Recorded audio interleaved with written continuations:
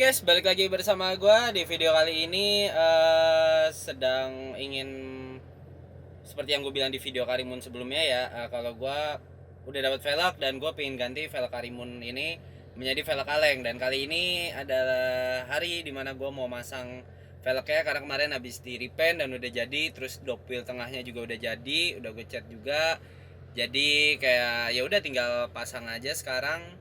Ini gue nggak tahu ini kualitas audionya gimana ya, tapi soalnya lagi nggak pakai mic.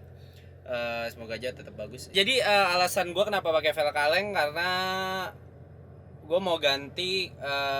Alasan kenapa gue ganti ke velg kaleng itu karena gue mau modifikasi ala OM Look. Jadi yang paling masuk dan paling murah menurut gue ya udah velg kaleng, dan ring 13 itu adalah pilihan yang paling pas karena nggak pas sih sebenarnya, harusnya ring 14 ditambah, cuma menurut gua itu lebih terjangkau karena gua nggak perlu ganti ban kayak gitu. Nah ini bentar lagi nyampe bengkelnya, langsung tungguin aja seperti apa ntar pas sudah pasang dan proses pemasangannya seperti apa, karena center dopnya ini jujur kayaknya bakal agak susah masang di bagian center dopnya itu.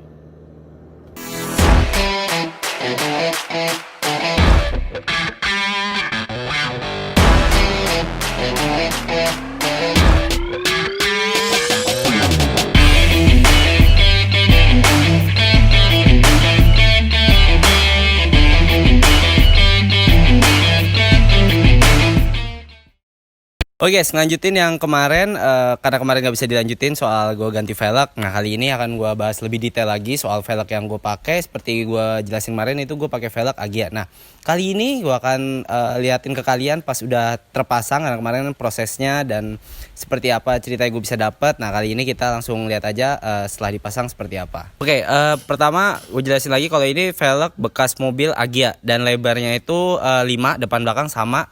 Ringnya 13 sama seperti bawaan Karimun. Nah kenapa alasan gue malah orang kebanyakan pakai velg racing, sedangkan gue malah mengganti menjadi velg kaleng. Alasan gue simpel, velg kaleng itu lebih murah dan emang gue tertarik dengan aliran OM Look. Nah kalau gue cari-cari di OM Look Indonesia itu kebanyakan emang Karimun menggunakan velg kaleng, karena di Jepang pun juga mereka sebenarnya velg kaleng lalu ditutup pakai dopils yang full menyeluruh gini. Cuma emang harganya sekarang dopils yang kayak gitu lagi naik banget, dan akhirnya gue milih beli di online shop dopil setengah kayak gini. Dopil setengah kayak gini dia ada 2 model juga yang laku di pasaran, yaitu punya Hyundai Atos, dia yang langsung masuk di dalam gini, dan ada juga yang model punya Jeep Sahara. Nah kalau yang gue pakai ini yang model Jeep Sahara. Ini sebenarnya kayak lebih cocoknya di PCD yang 5, kalau ini kan 4. Dan ini pemasangannya aja sebenarnya nggak langsung PNP, jadi mesti ada yang gue las untuk masukin baut, jadi biar ditutup seperti ini. Padahal niat gue sebenarnya di sini gue pasangin stiker logo emblem Suzuki, tapi ternyata karena ada bautnya akhirnya nggak bisa. Ini dengan posisi velg yang lebih lebar dari standar ya, dia juga lebih cakep banget kalau dipakai di Karimun. Jadi lebih ngelebar, agak keluar walaupun nggak sampai pas di fender. Mungkin bisa ditambahin spacer sebesar berapa mili dikit lah biar pas banget sampai fender. Cuma ini udah kerasa banget. Selain jadi lebih ganteng, pastinya juga karena lebih lebar velgnya menambah kestabilan dari si Karimun ini. Kalau aslinya itu kan nggak sampai 5 kalau nggak salah kemarin pas dipasang. Nah ini jadi lebih lebar sehingga kalau pas kecepatan tinggi pun jadi lebih stabil. Depan belakang sama ya, ini lebarnya 5.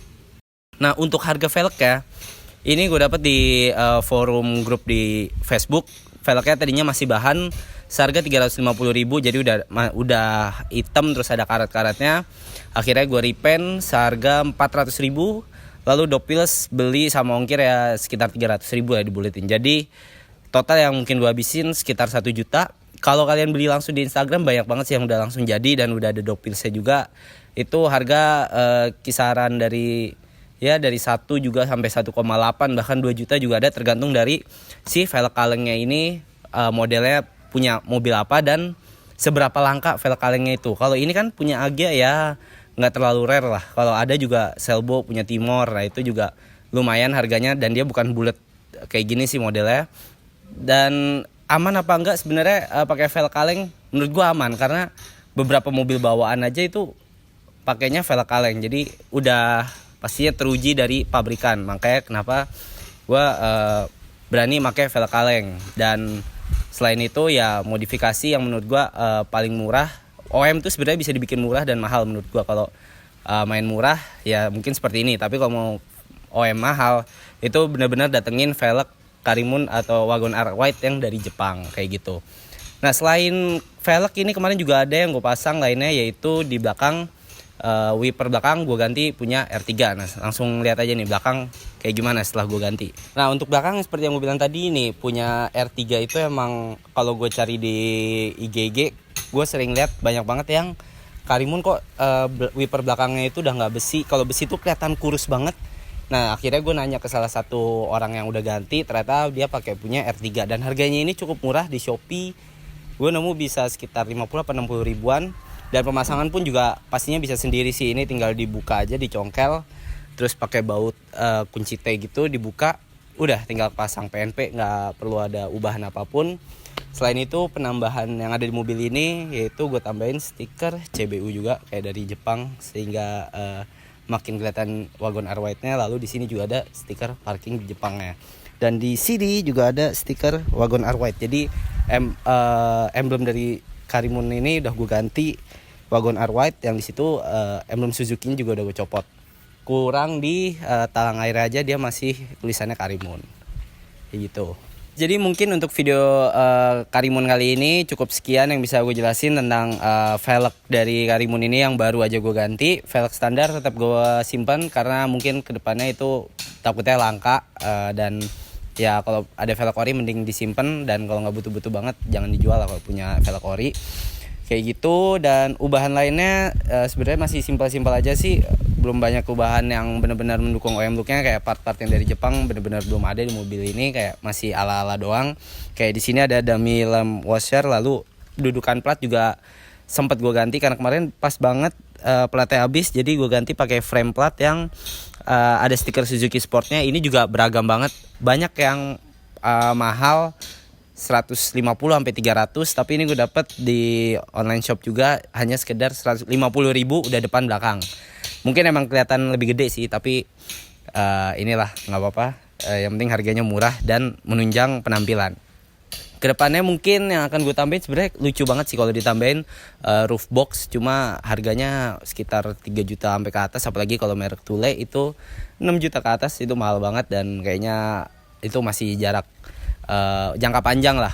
Mungkin setup dari suspensi yang akan gue atur lebih untuk pas biar ini ya fitmentnya lebih masuk, itu mungkin nanti suspensi entah ganti per atau mungkin dipasangin coil over, itu juga nggak tahu masih kapan, karena mungkin kedepannya ini bakal fokus di peremajaan dan perawatan mesin dulu biar fresh dan pokoknya aman lah kalau buat kemana-mana.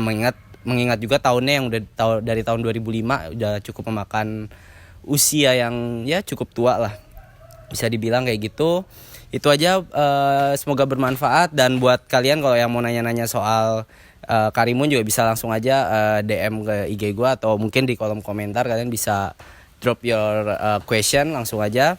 Itu aja, semoga sampai ketemu di video baru berikutnya. Jangan lupa untuk like, share, dan subscribe.